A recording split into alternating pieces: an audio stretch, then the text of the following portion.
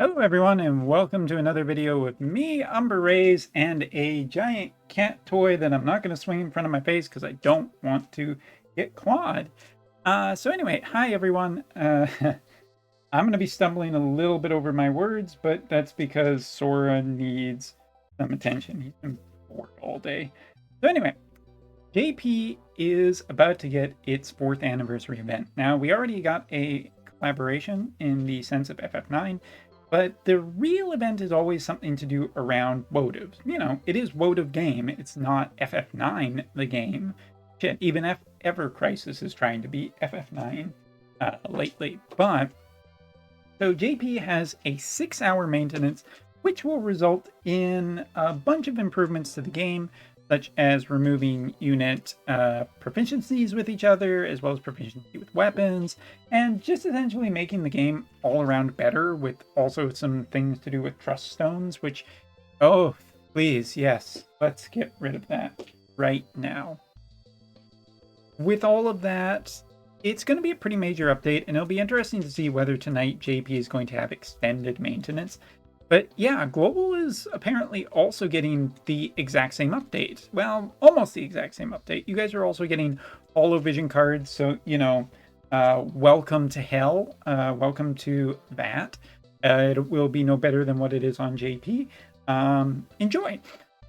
So that is its own thing, but Rise of the Serpent is the major event that will be coming, focused around a special anniversary story, and with it, at least one new character in another version of Helena, Light Helena, so I guess we're calling her Lelena, maybe? So that's gonna be interesting because, yeah, both JP and Global are getting it, and there's probably a pretty good chance that Global is also going to get the Holo-Vision card that will come with Helena. On JP, we don't know what it is. It hasn't been announced, so yeah, gonna be fun to see. But let's start off by taking a look at Helena, the Black Rose, which should not be confused with Helena, Black Witch version, and a whole bunch of other things that the names are just way too close for comfort's sake. We also know a little bit extra from the JP update, which is her Master ability, which gives single attack resistance of 10, and not only that, but ability activation time of -20%, which is really important because it means that she's going to have ability activation time somewhere in her kit. It isn't really too terribly known where because she isn't out on JP, but when she comes out tonight at midnight, roughly about 5 hours from when this video will be available, it should be noted that that is going to be... Hold on, I got a cat here.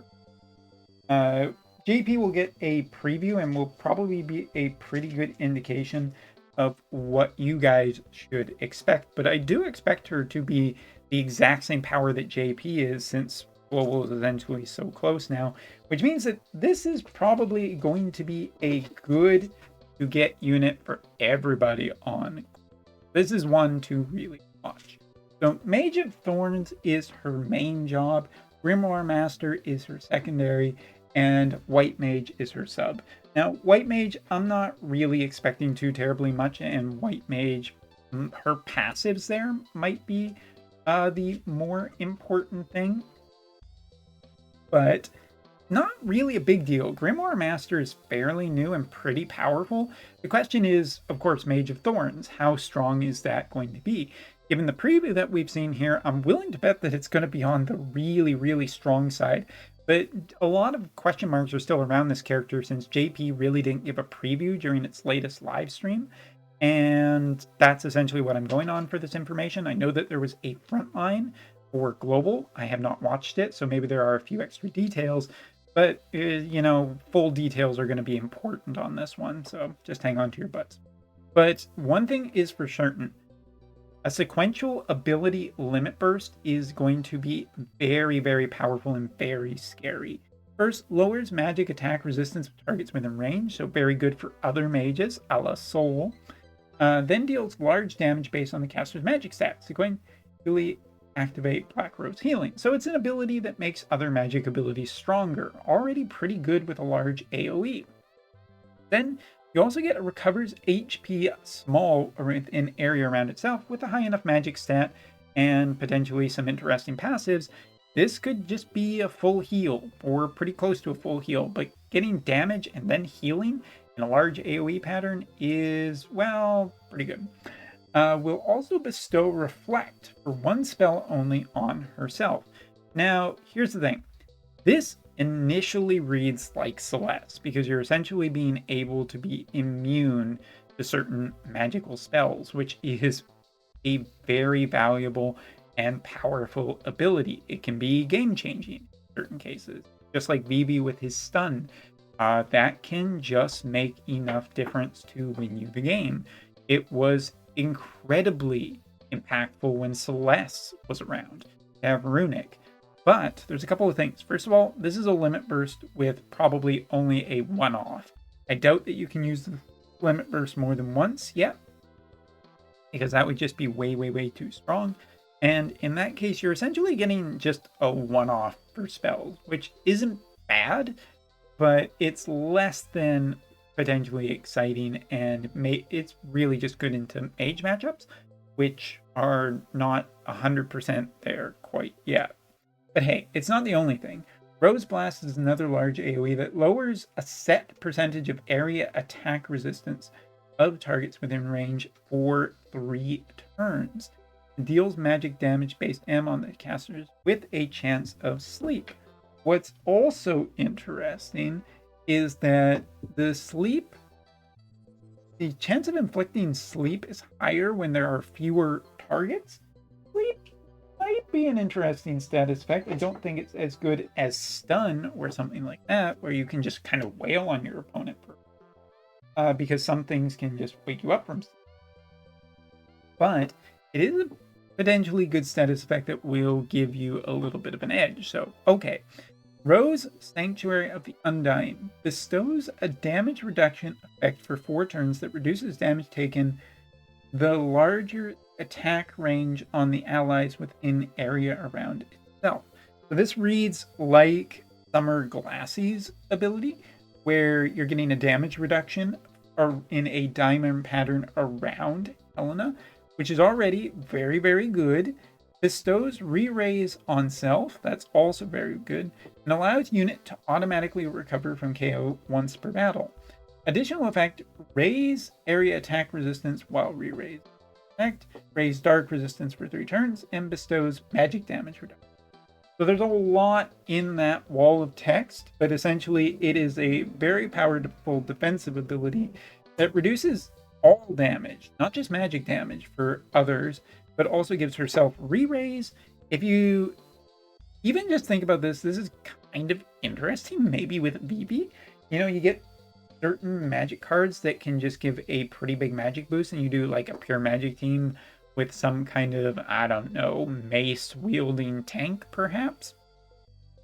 And if you pile that all together here, it's really interesting for a pure mage team, especially because Vivi can potentially protect re-raise, which, you know, is her plus Vivi plus Wrath is a hell of a light dark team that doesn't share elemental weaknesses across multiple other elements, but is really potentially incredibly strong together. All of this just means that, boy oh boy, I think that Helena is going to be one to watch. I don't think that she is going to be any kind of necessarily bait, because just a lot of powerful effects are already on display here. Depends on the rest of her kit, whether she has, you know, extra power boost, whether she has casting time reduction, how much casting time is a problem for her. But Helena's have traditionally been just very, very strong characters, and I would assume that we're essentially going to see the same with another UR version here. Now, the only other thing that I really, really want to talk about is this.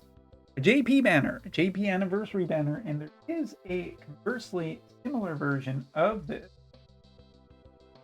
for vision cards as well. So let's look at the character one. Basically, a character, I'm assuming that this is 2K paid because that's about the value of this banner. You select the unit that you want and you get the unit in a fixed frame, in a 10 summon, also with the added bonus of the unit being 120. And from JP, it looks like this will include up to and including that weird guy in the back that you see frequenting some scary places. Yeah, Soul is on this banner, and this is a 120 Insta Soul, which, yeah, I mean, I think that this is probably absolutely value city for people who have been looking for a specific unit and are mid-tier spenders. This is a character fully ready to go, and there are some really good choices out there. Soul being potentially the obvious one. But 100 cost is probably the priority here. And there is a version of this for vision cards as well, where you can choose a vision card that will also be at max level when you get it. Well, okay, max level is a little disingenuous because obviously nowadays units need to be up to 140. But hey, if you can get a unit at 120, it's really not too much of a stretch to get them the rest of the way to 140. Either way, decent value. This is the much better style paid banner that we've kind of been waiting for on JP. And then there's just the regular type banners for Helena that will be up. Expect a Holo Vision card the following week. And really at this point, the question will be the following week, is Global going to end up getting the Veritas units? Will they be getting same vision card we will? How much of this is going to follow the exact same, since we are essentially the worldwide version? It would be nice if we were sharing all of this stuff a little bit more. So that's the early preview. I would say that Helena is looking very, very strong indeed.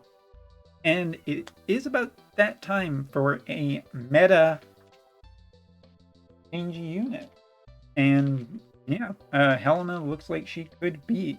But the other thing I just want to say, and Sora, very, very vocal to say hi, Sora.